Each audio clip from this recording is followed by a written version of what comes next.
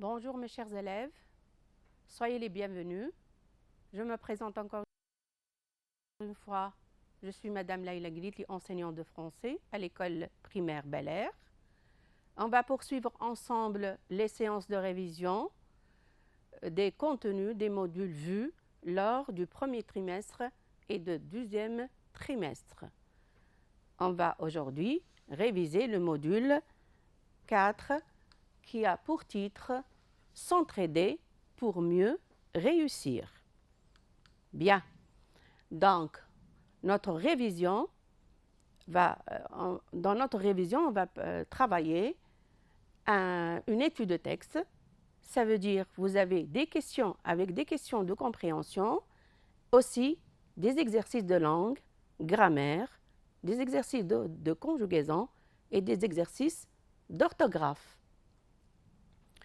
Mes chers élèves, vous avez devant vous un exemple d'une copie d'un examen ou du concours que vous allez passer. Vous avez ici le texte, puis des questions de compréhension, puis des exercices de langue, puis la production, c'est-à-dire le sujet que vous allez produire et qui est en rapport avec le texte que vous avez fait. Bien. On va maintenant regarder ces images. Donc, regardons ensemble les images et voyons en quelle situation peut-on venir en aide aux autres. Ça veut dire secourir les autres qui sont en danger. Exemple, vous avez, il faut aider les gens sinistrés lors des catastrophes naturelles. Exemple, ici, les inondations. Vous pouvez aussi aider les autres lors des tremblements de terre ou aussi en des séismes, lors aussi des incendies, et vous avez 3 points de suspension parce qu'il y a d'autres catastrophes naturelles, exemple les volcans. Bien, on va commencer la compréhension de notre texte par la première question. De quelle catastrophe naturelle parle le texte? Dans le texte, on parle d'un incendie, ou d'un tremblement de terre, ou d'une pluie torrentielle et d'une inondation. Pour commencer, vous allez me suivre à lire le texte. Malgré la chaleur lourde, je grelotte de froid, d'inquiétude. Ma mère s'en aperçoit. Elle va dans sa chambre chercher une couverture. Pendant son absence, le vent frappe la maison comme une averse. Laure se rend contre moi et nous entendons les planches crier. Les branches brisées heurtent les murs de la maison. Les cailloux roulent contre les volets et la porte.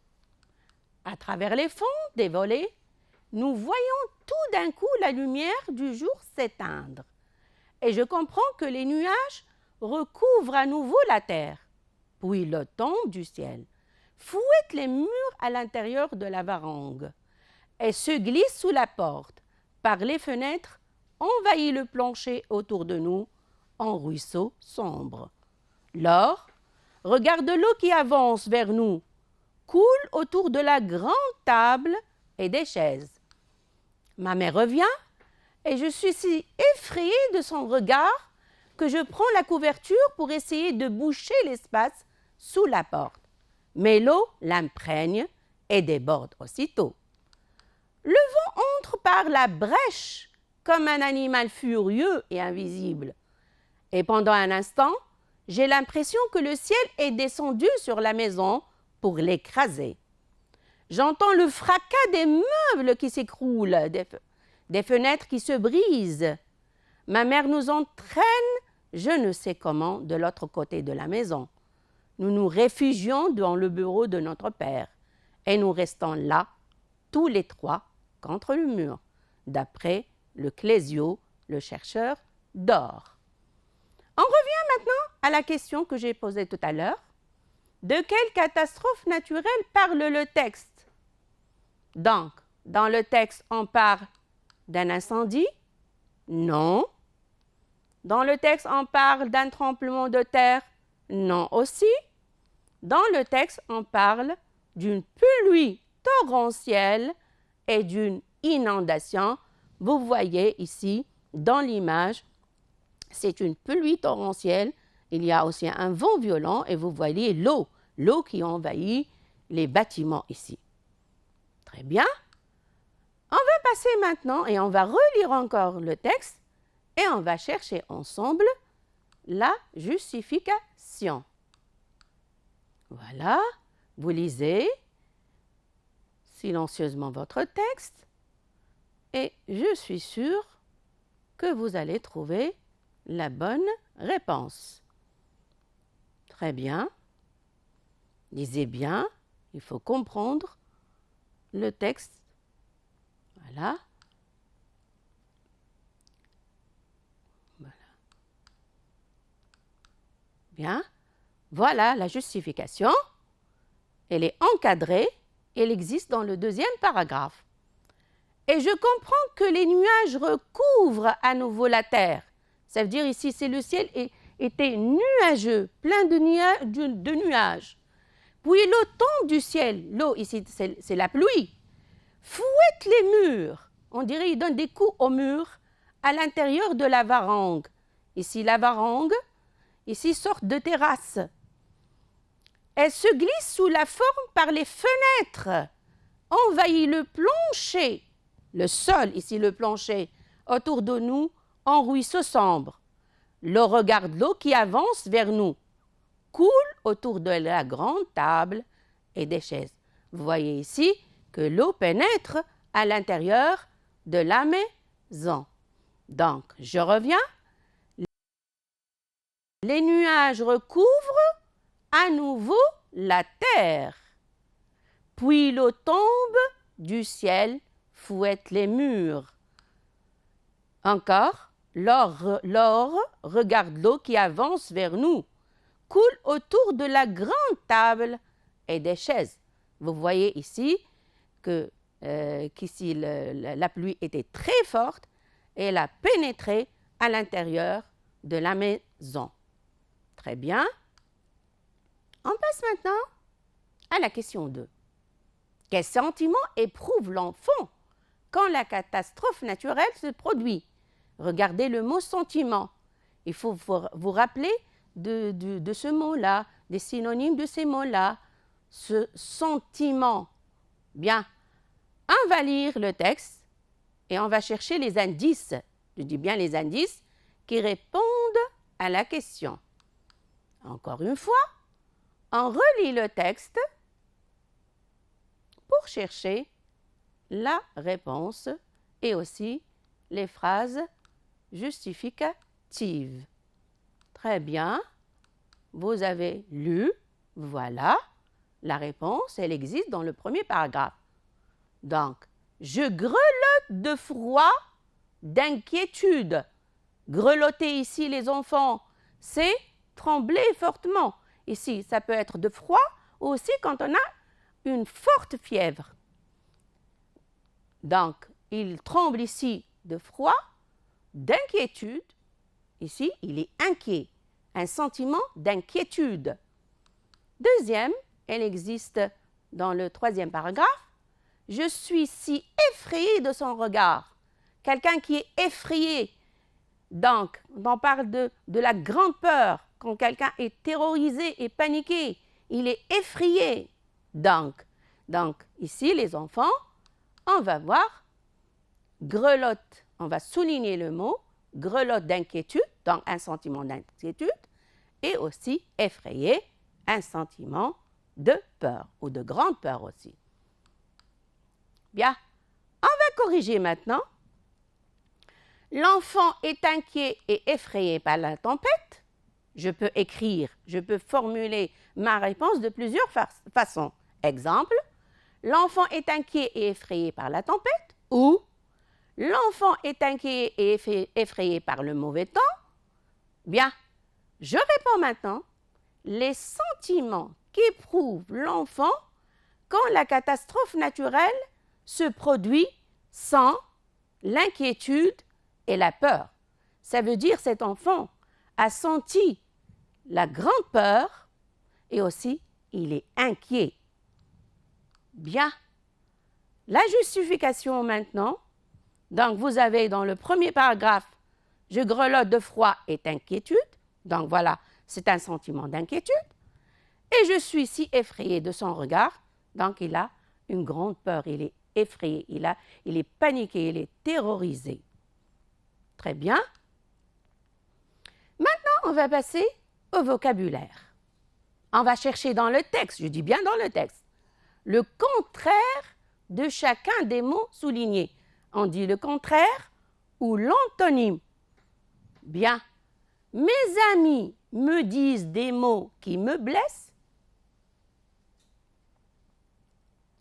Mes amis me disent des mots qui me, et on va chercher la réponse dans le texte. J'avance dans la forêt, tout rassuré. J'avance dans la forêt, tout, et on va chercher la réponse dans le texte. Voilà. On va chercher dans le texte. Voilà. Je suis sûre, je suis certaine que vous pouvez trouver la réponse juste. Très bien. Ici, heurte et aussi effrayé. On revient. Mes amis me disent des mots qui me plaisent. Mes amis me disent des mots qui me heurtent. Heurter ici, ça veut dire aussi blesser, des mots qui me blessent. Je peux dire aussi me heurte. Heurter ici, le mot existe dans le texte. J'avance dans la forêt tout rassuré. J'avance dans la forêt tout effrayé. Effrayé existe dans le texte. Je peux mettre aussi paniqué, terrorisé, angoissé et aussi d'autres adjectifs que vous le connaissez, qu'on a vu et qu'on a étudié en classe. Maintenant, on va chercher dans le texte les synonymes des mots soulignés. On entend un grand bruit dans le garage. Les ouvriers entendent un dans l'atelier. L'incendie occupe tout le bâtiment. Le feu, ici on a l'immeuble. On va relire le texte encore une fois. La réponse, je dis bien, la réponse existe dans le texte. Voilà. Lisez bien les enfants. Voilà, le premier mot c'est envahi. Elle existe dans le deuxième paragraphe. Et le mot suivant, le fracas, elle existe dans le dernier paragraphe. On corrige maintenant les enfants. On entend un grand bruit dans le garage. Grand bruit ici est le synonyme de fracas. On va dire, les ouvriers entendent un fracas dans l'atelier. Deuxième phrase. L'incendie occupe tout le bâtiment ou le feu envahit l'immeuble. Donc, le synonyme ici de occuper, c'est envahir. Très bien, mes chers élèves. Passons maintenant à la consigne suivante. Que fait l'enfant pour empêcher l'eau de pénétrer dans la chambre? Ça veut dire l'enfant, il a empêché, il n'a pas laissé l'eau de passer ou d'entrer dans la chambre. Je répète ma consigne. Que fait l'enfant pour empêcher l'eau de pénétrer dans la chambre? On va lire et on va relire le texte encore une fois et on va chercher les indices qui répondent à la question. Relisons, mes chers élèves, le texte encore une fois. Très bien. Donc, lisez bien. Vous allez trouver la réponse. Voilà. Je prends la couverture pour essayer de boucher l'espace sous la porte. Boucher ici, c'est fermer l'espace entre la porte et le sol. Donc, qu'est-ce qu'il a utilisé ici? Il a utilisé une couverture. Je reviens à la correction. L'enfant prend la couverture que sa maman ramène et essaie de boucher l'espace sous la porte. Je peux formuler ma réponse, mes chers élèves, d'une autre façon. L'enfant essaie de boucher l'espace sous la porte avec la couverture que sa maman ramène. Je peux dire encore, l'enfant essaie de boucher l'espace sous la porte avec la couverture. Voilà maintenant la phrase justificative. Je prends la couverture pour essayer de boucher l'espace sous la porte. Je répète la justification extraite de notre texte. Je prends la couverture pour essayer de boucher l'espace sous la porte. Très bien, mes chers élèves. On passe maintenant. Relevons dans le texte au moins 4 détails, je dis bien 4 détails, qui montrent que la situation est très grave, que la situation est dramatique, désastreuse. Comme d'habitude, on va lire le texte et on va chercher les 4 détails demandés. On relit comme il faut notre texte.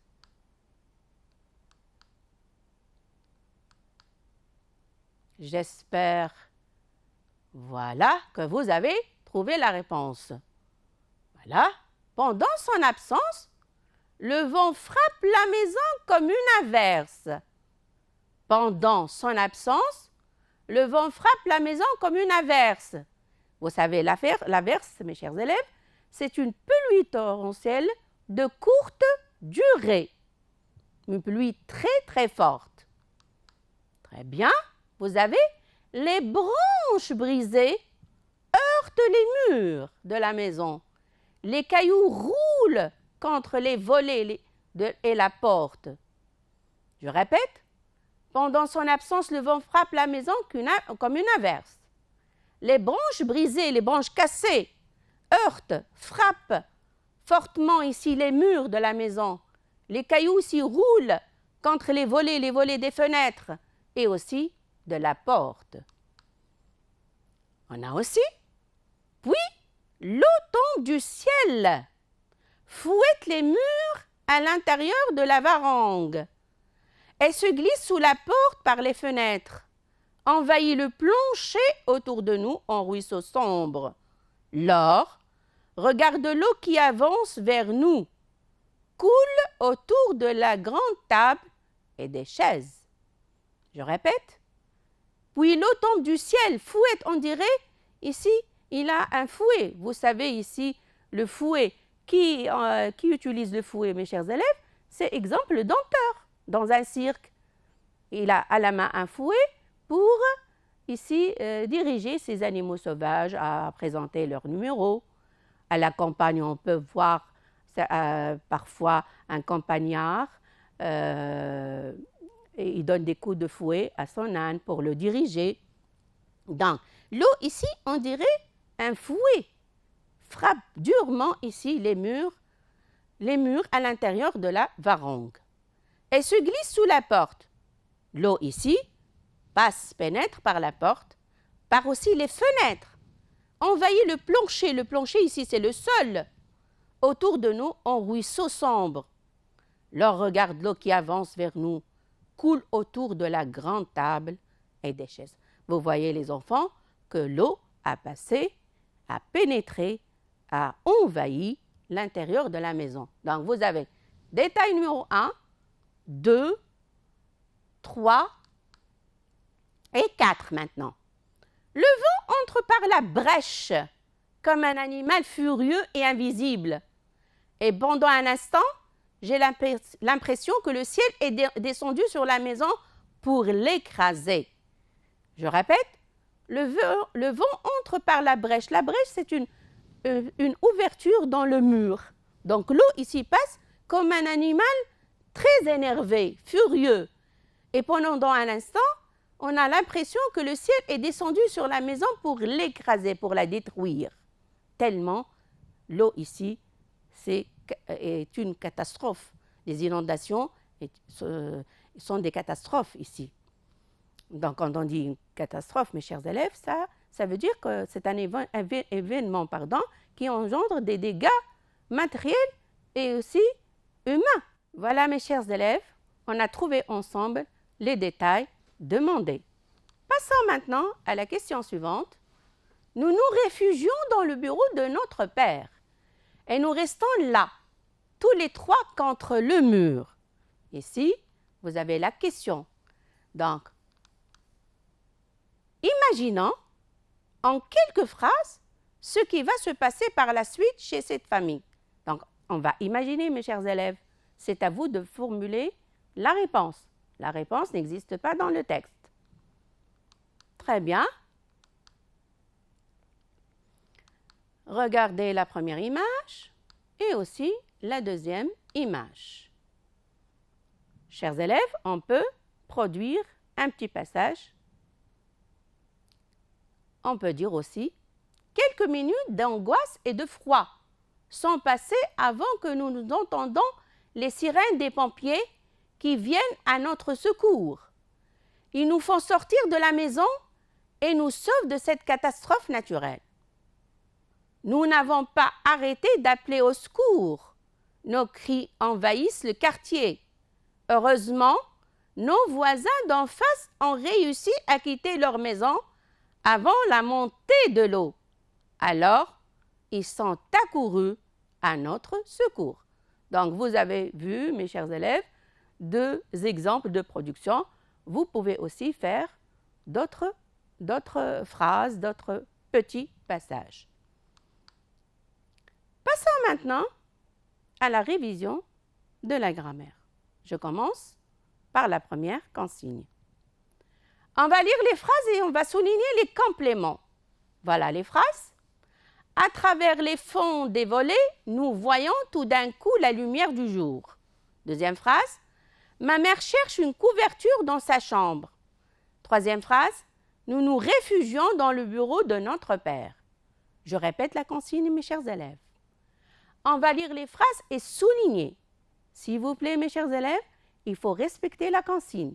S'il nous demande de souligner, je dois souligner. D'encadrer, je dois encadrer. Donc, faites attention et vous devez respecter, encore une fois, la consigne. On va corriger. À travers les fentes des volets, nous voyons tout d'un coup la lumière du jour. Voilà. Donc, on va souligner ici les compléments. À travers les fentes des volets, tout d'un coup, la lumière du jour. La phrase 2. Ma mère cherche une couverture dans sa chambre. Donc, les compléments ici, on a une couverture et aussi dans sa chambre. Passons à la troisième phrase. Nous nous réfugions dans le bureau de notre père. Donc, dans le bureau de notre père, vous avez vu, on a souligné deux compléments. Très bien. On va voir ensemble maintenant quels sont les compléments qu'on peut supprimer ou déplacer dans les phrases qu'on a déjà vues. À travers les fentes des volets, nous voyons tout d'un coup la lumière du jour. La phrase 2, ma mère cherche une couverture dans sa chambre. La phrase 3, nous nous réfugions dans le bureau de notre père. Donc, voilà les compléments qu'on peut supprimer. Tout d'un coup, ici on l'a déplacé. Tout d'un coup, nous voyons la lumière du jour à travers les fentes des volets. Ma mère cherche une couverture. Dans sa chambre, ma mère cherche une couverture. La dernière phrase, nous, dans le bureau de notre père, nous nous réfugions. Maintenant, on va classer ces compléments dans le tableau suivant. Vous avez complément essentiel et vous avez complément non essentiel. On va garder les trois phrases qu'on a vues tout à l'heure. Voilà.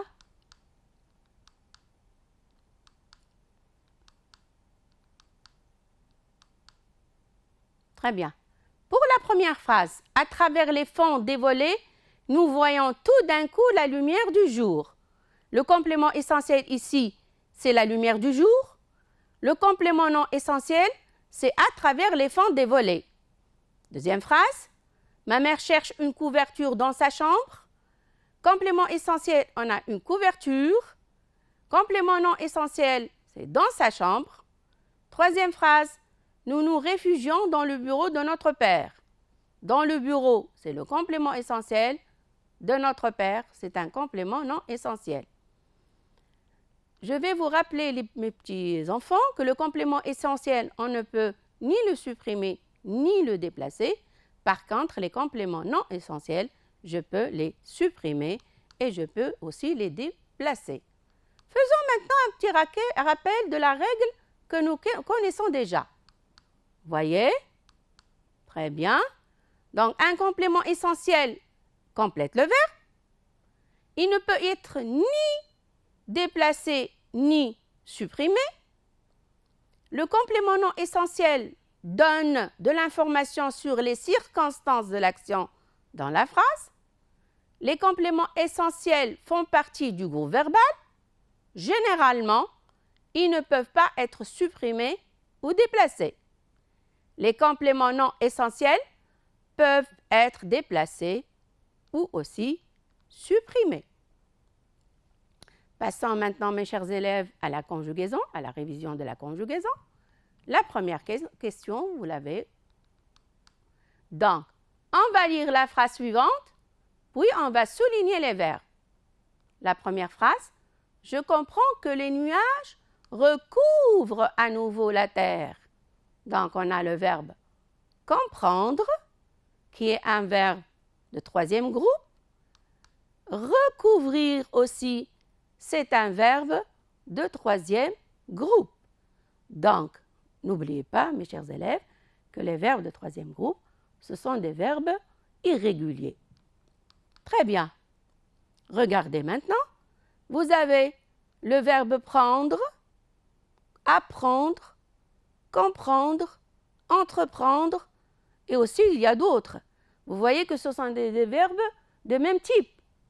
Donc, si regardez les enfants, apprendre, si j'enlève le préfixe ap, je vais trouver prendre.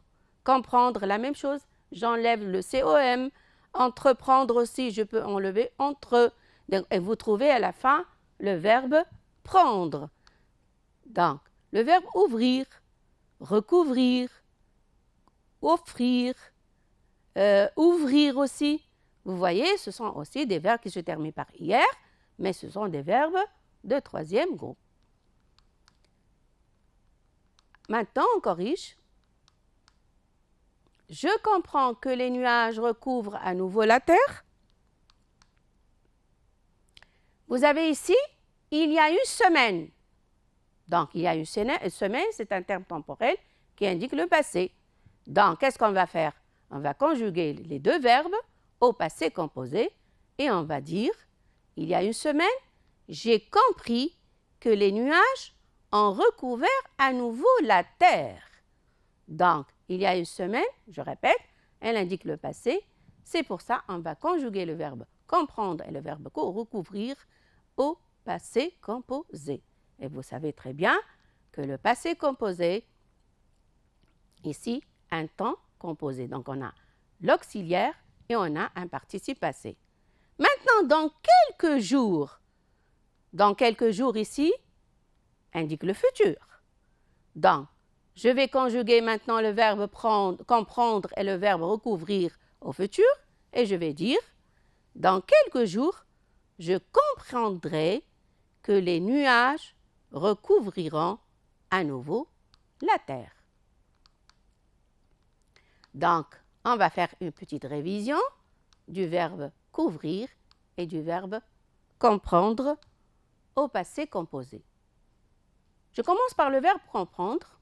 Je vais dire j'ai compris, tu as compris, il a compris, nous avons compris.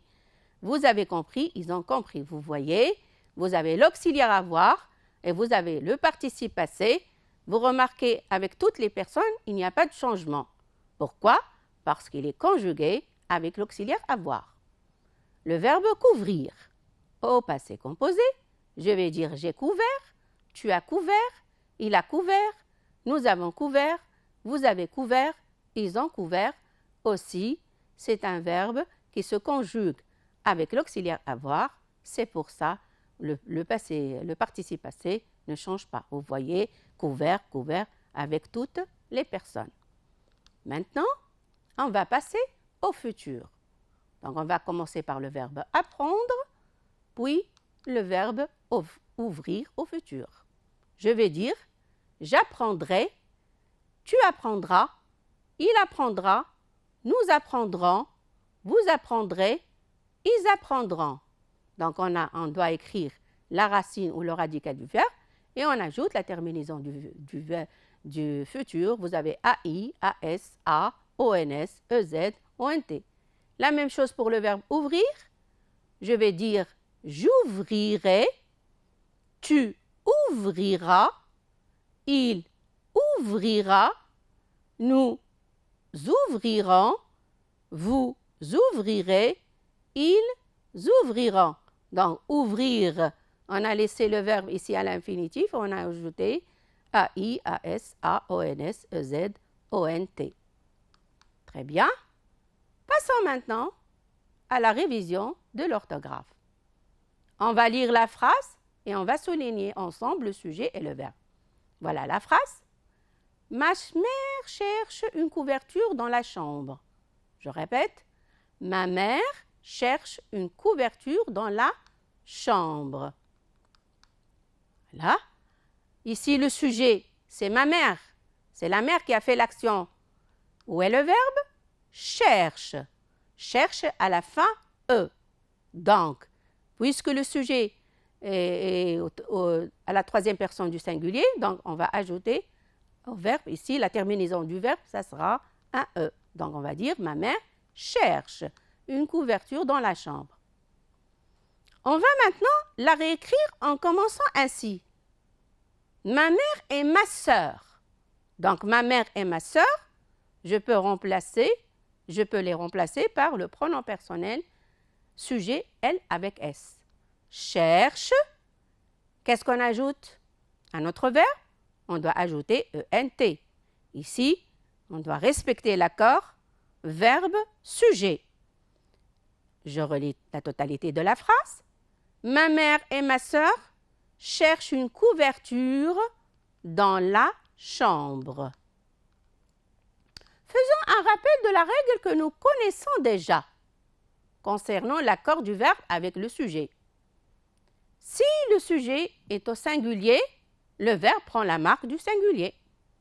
Si le sujet est au pluriel, le verbe prend la marque du pluriel. Donc, qu'est-ce qu'on va dire? Le verbe s'accorde avec le sujet, donc sa terminaison change. Si le sujet est au singulier, le verbe est au singulier. Exemple, Pierre mange un gâteau. L'arbre semble malade. Si le sujet est au pluriel, le verbe est au pluriel. Les enfants mangent. Ces arbres semblent, à la fin ENT, malades. Si plusieurs verbes ont le même sujet, chaque verbe s'accorde avec le sujet. Je vais dire, par exemple, Tom grimpe, virgule, saute et court. Si on a plusieurs sujets, le verbe est au pluriel, comme on a vu tout à l'heure. Tom et Magali mangent, à la fin ENT, un gâteau. Si on récapitule, mes chers élèves, on a vu en classe que le verbe s'accorde avec son sujet. Notre leçon d'aujourd'hui a pris fin. Merci pour votre attention. Bonne réussite pour les examens. Au revoir.